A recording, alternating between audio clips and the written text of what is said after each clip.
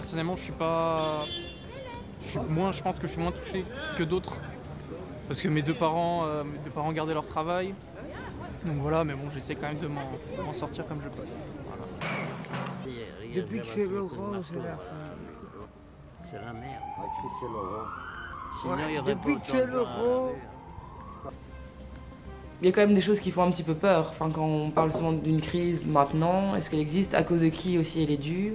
Enfin, je veux dire, c'est pas les citoyens finalement qui ont créé cette crise, mais bien ceux qui sont censés nous gouverner ou les banques, enfin, tous ceux qui avaient le pouvoir et l'argent en fait. L'Europe d'aujourd'hui a été mal gérée pendant les années. Tous les gens ne font plus de folie comme ils faisaient avant. Ils achètent le strict minimum et le strict nécessaire. Alors qu'avant, moi je me rappelle, il y a une dizaine d'années, les gens achetaient par le plaisir, parce que ça leur plaisait, parce que même si ce n'était pas nécessaire. La crise, malheureusement, est là et je pense qu'elle est là pour rester encore un certain temps. Au niveau de ce que gagnaient les gens il y a 10 ans, est-ce que c'est vraiment proportionnel à l'augmentation des prix actuellement, que ce soit les prix des produits de base, de consommation, même le prix des loyers qui a véritablement augmenté déjà depuis le fait. J'habite depuis, je loue depuis plus ou moins 8 ans et je trouve qu'en 8 ans, j'ai changé de logement, mais je trouve que les prix ont vraiment augmenté. Et je me demande toujours si c'est vraiment proportionnel justement aux revenus de la population et à mes revenus. Il faut faire face à plein de charges, quoi. Entre les impôts, tous les frais divers et tout augmente, quoi. Ça va, vous m'entendez? Ouais. Le coût de la vie augmente, mais les revenus n'ont pas bougé, quoi. Donc ça fait une discordance, quoi. En fait, dans le sens où, comme tout le monde, j'aimerais bien avoir des petits plaisirs autres, manger à un restaurant de temps en temps, me faire plaisir, partir en vacances au ski, je ne sais pas, hein, j'imagine. Hein. Du coup, on est tous obligés de faire plus avec moins. C'est une lourde épreuve pour de très nombreuses personnes et pour leurs familles.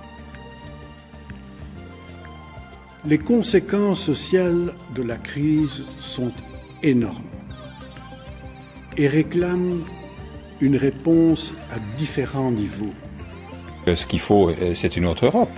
Je crois aujourd'hui que vous mentez à la population, tout comme la banque ment aux citoyens. Donc je crois que c'est la meilleure chose à faire. Au revoir BNP.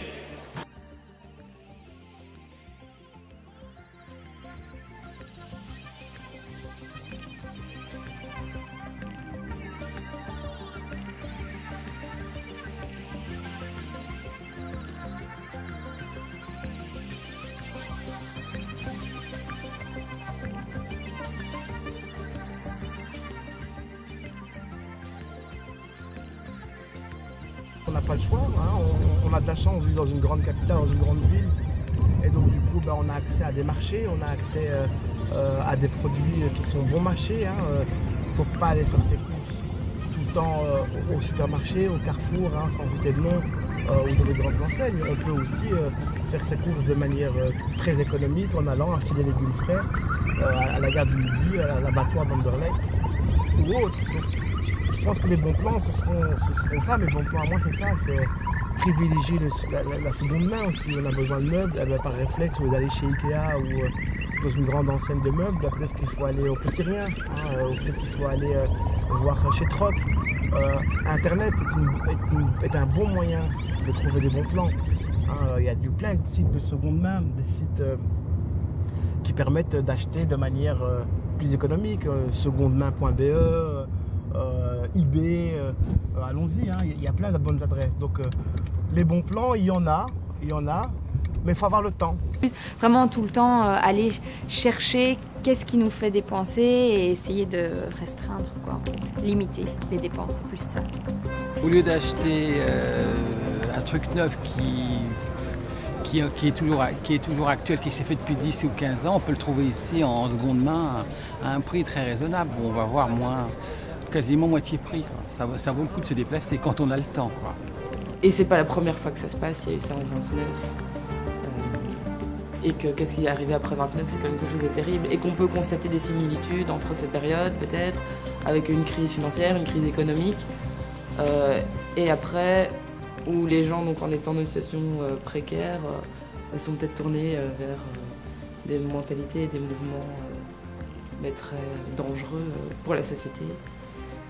Et que c'est un petit peu malheureux parce qu'on dirait que l'homme n'apprend pas de ses erreurs et finalement notre génération n'a peut-être pas connu ce qu'ont connu nos grands-parents, nos arrière-grands-parents et qu'on va peut-être de nouveau se retrouver dans quelque chose qui peut être très grave quand on voit la montée de la haine ou alors le besoin de mettre la faute, de trouver un bouc émissaire au problème.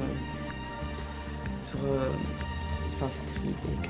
Nous pouvons aussi nous interroger sur le caractère de plus en plus matérialiste de nos sociétés et sur la nécessité d'accorder plus de place aux valeurs familiales, à celles de la convivialité, de la solidarité et du respect de l'autre.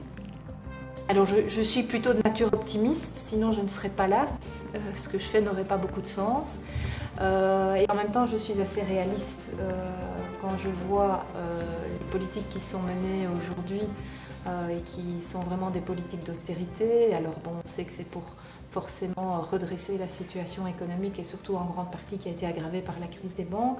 Je pense qu'on est quand même encore parti pour quelques années où les dépenses publiques vont être restreintes. En fait, moi, c'est vrai, je suis une personne qui va pas, qui reste assez positive en fait, et je suis pas tout le temps à me dire ah merde, pense qu'il y a la crise, pense qu'il y a ci, pense qu'il y a ça, à me stresser. En fait, je vis au jour le jour, et c'est vrai que je suis pas quelqu'un qui regarde à tout ça. En fait, je vis. Au niveau de la société, je pense qu'on peut revenir peut-être à un mode de consommation plus raisonné, où on consomme moins, on achète moins et peut-être qu'on met aussi du coup ses priorités de vie ailleurs. Et je pense que c'est pas la consommation qui fait le bonheur de toute façon. Si je suis pris dans le toujours plus, j'ai jamais satisfait, j'ai ça, mais il me faut ça, j'ai telle bagnole, il me faut encore. Mais à quel moment est-ce que je vais être satisfait ?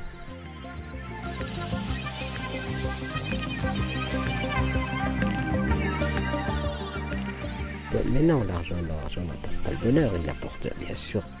J'en ai manqué et c'est pas pratique, c'est vraiment pas confortable.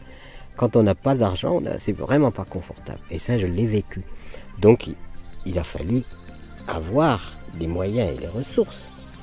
Mais quand on fait le bilan de ce besoin réel, se nourrir, se vêtir, s'abriter et se soigner, ben voilà les quatre éléments indispensables. Au-delà de ça, je ne prêche pas le ric-rac, serrons la ceinture, pas du tout. Je suis tout à fait dans le fait qu'il y ait une espèce de légèreté aussi, à se faire plaisir, mais évidemment dans une forme de modération. J'ai jamais compris pourquoi on donne une valeur pareille à un caillou luisant comme le diamant. Ça m'a ahuri. Je veux dire, en quoi est-ce que ce caillou a une telle valeur ? C'est quand même, pour moi, c'est de la folie, quoi. C'est complètement de la folie. Ça n'a pour moi aucune valeur. C'est un caillou luisant que la nature a fait, c'est un miracle de la nature, point final, c'est tout. Mais ensuite, tout ce qu'on spécule sur l'art, sur les tableaux, sur les machins et les trucs, moi j'avoue que je ne rentre absolument pas là-dedans.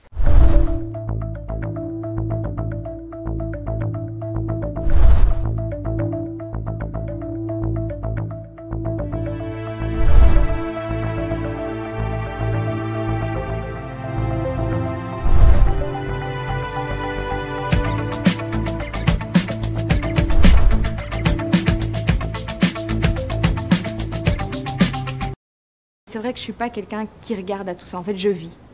Je vis et voilà. Et puis on verra bien. Peut-être que c'est complètement insouciant de ma part. Peut-être qu'après je serai dans des problèmes et tout ça. Et je vis pas de cette manière-là non plus égoïstement ou sans penser aux problèmes des autres. Justement, j'y pense souvent et voilà, c'est vrai que ça me touche. Mais voilà, pour le moment, je suis bien et je me dis autant en profiter. Et voilà, et au travers du travail que je fais aussi, je sens qu'on peut avoir un impact aussi autrement que tout le temps du côté financier. En fait, vraiment au niveau humain, je pense qu'on peut faire beaucoup de choses aussi, quoi.